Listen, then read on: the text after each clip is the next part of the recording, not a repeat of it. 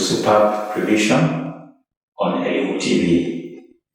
Today, I would like to talk to you about effective study skills and preparing for exams. The first thing that I would like to bring up is why exams? Why do examiners set exams? And in general, what are the exams useful to those who set the exams and to the public as a whole? Now, exams are just meant to gauge what has been done. For the school, a school would want to know whether work has been covered up to what level. And as an individual, how much have you learned and how much are you able to actually bring up? Because there's one thing to learn and to reflect back to what you have learned. Exams ideally are meant to help a country know what is the position in terms of education. By and large, whether there's any improvement, whether maybe we are not doing well in certain areas, and therefore you don't have to fear exams. Of course, I would want to appreciate the fact that when you approach exams, you are moving to a unknown, and generally we tend to fear the unknown. You don't know the questions which are going to be asked, and therefore you tend to feel there is fear, and you feel you are very uncomfortable with that. And that's why there will be cheating. You will try your best to cut corners, but that's not something that I can advise you to do, because you only need to show your confidence, what you have learned, and what you can say about the things that you have learned. It is as simple as that. If you can approach exams from that angle, you'll find it very easy to get along with the exams. So what do we do when we are preparing for that big day? There are a lot of things that are done behind the scenes. But as you move closer to the exams, you do a lot of studies, you do a lot of reading. And therefore, I would like to mention just a few points that will help you do very well in this area of studying. Number one, make a schedule of what you want to read. This is by making a timetable. I'm sure in schools you'll be taught how to make your timetables with the priorities, with things that you want to address first, that are very important to you. So set a timetable that addresses these and use it, because it helps you organize. A timetable is just a way of organizing you to do well in your exams. How do you do the reading? What time is the best for reading? I would like to suggest one thing that is very, very important here. The best time to do a lot of reading is in the morning, when your mind is fresh. We have a tendency to do a lot of reading late in the evening, way down to late at night. But I would like to advise you that that's not the best thing to do, because at that time the mind is tired, the body is tired, and you're not likely to grasp, you're not likely to pick a lot of good points as you read. So I would highly recommend that you read and set your work very early in the morning. As early as you can, that's the best. But of course, before that, you must have a good sleep. You'll also do very well in reading early in the morning if you didn't have enough sleep at night. So that's my recommendation. As you read, try to get the main ideas. What is the concept? When you are reading, you need to know why am I being referred to this chapter or this work that I'm reading. That is to get the whole idea. What is the concept? That will help you understand the reason why you have to read and you have to set yourself for that work.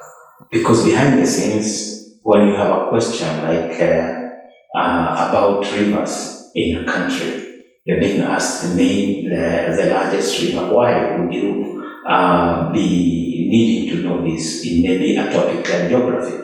It is important that if you end up in that career, it is one of the things that will be very important, and that importance can only be measured when you are asked that question, maybe in an exam. So try to get the main idea, the concept, and that will help you pass your exams. When you have that at the back of your mind, you are able to set yourself in the best way possible. The other one that I have always recommended to learners is extract important details. When reading, put a pen and a piece of paper beside you. And every time you come across an important idea, you have something that you want specifically to remember. In geography, in history, you might want to remember the year. You might want to remember a specific thing. That is what you need to put down because it's important. And the examiners zero down on the important areas of your learning. And therefore, it's always important to zero down to the same. The other one is where should you do your reading? That is also another problem. What should be the environment that you should have while reading? I would want to say that you need to practice reading where you have minimum noise, where you have minimum interaction.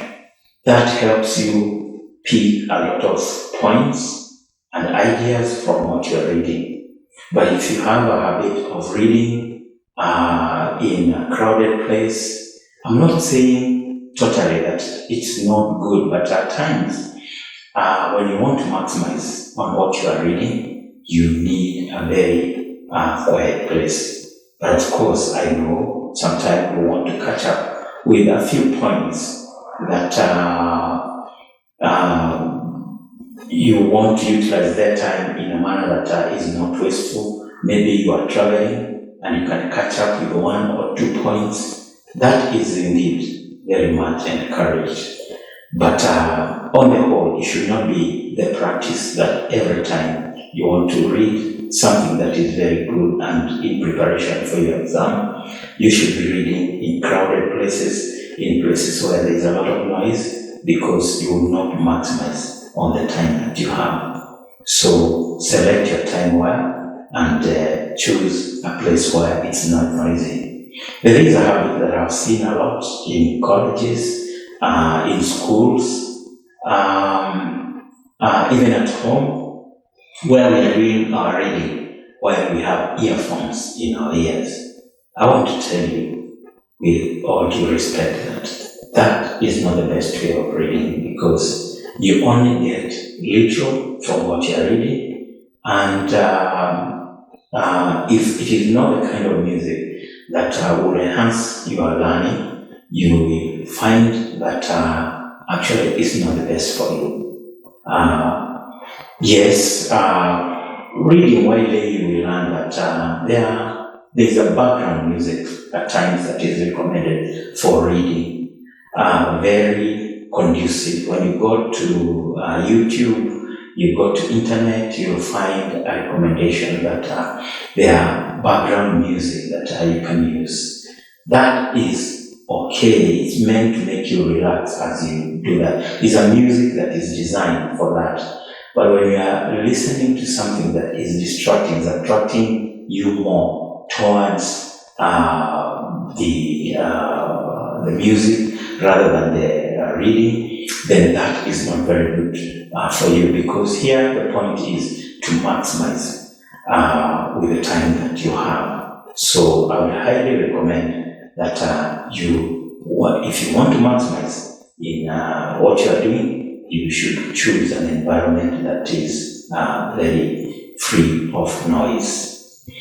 The other thing that I would recommend around this time you're preparing for exams is to read past papers.